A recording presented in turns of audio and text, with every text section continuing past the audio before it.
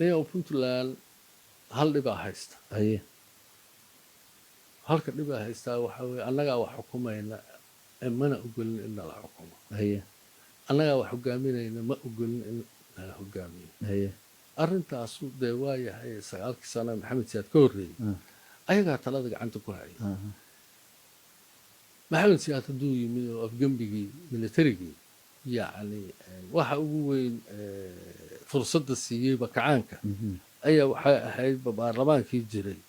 in madaxweynihii cabdirashiid allah u naxariistay markii la dilay may halkii laga dooran lahaa madaxweyne ayuu waxay soo istaageen doorasho wax la yidhaha ma jirtee annagaa kursiga iska leh haye ninkaan rabnaanan keensanaynaa haye yani oo arrintaasu xaaji muuse boqor iyo haye dadkaasu ay aada ugu dagaalameen arrintaa in la ismari waayo kadib de militariga fursad helay oo haddii waddankii maamulkiisii wixiisii la wareegay oo corruptionka badan iyo waxa jiray iyo cadaalad darrada iyo waxa ay ka dhiidhinaya 21 sano reer Puntland dadka ah deegaanka ah Puntland de magacu waxbuu qasayaa magaca ma jeerteenka dadka leeyahay haye 21 sano mucaarada ku ahaayeen dawladdii kacaanka Soomaali inteeda kale oo raalli ku ah militarigu waxa ay qabteen ciidamada sida loo dhisayay afka Soomaaliga ee la qoray beeraha iyo dhulka يعني لقبناي يعني وح هو شقي وح لا أبوري أو مركي دنبو أي وحمادين كما هذا لكن أنت آخره يعني وادي دناي أنا وحكومين أنا الحكومة ما يركض أفجم بيجي حتى اللي يسكت الرأي تحل رير أو كل جود سراكيلي وحي إلى هاي دجال سوق هذا تذكر جهر جبهة صومالي أنت سميست أمحار وتجا أي هذا وحوا هكالي نجرب قلا أي هاي war hadday soo socotay oo hadda wuxuu ahaa xilligii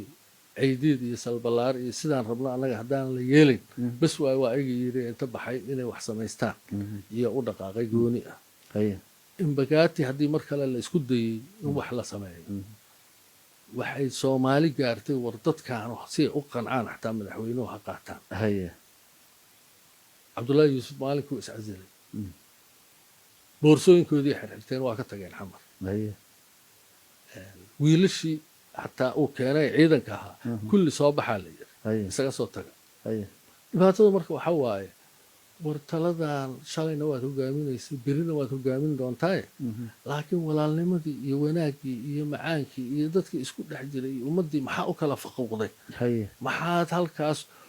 يعني حتى كوي صباح لها ما له والبدني كوا الله متك أمريكا وركوا ذا مغلان يعني أي واحد اللي هند ماشى أمريكا لما بقى هذه كهرباء ومدي كلاهيان واحد دولة دي دين واحد دولة النور السن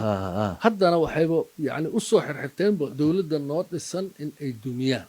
أي قرشوه هي لما كان أمريكا 100 سنة منين مركا إن هذا الرنت الله يسوي هي in runta loo sheego oo la yiraahdo waa qaldantiin adinka waxa ku kacaysaan wax shaqeynaya ma aha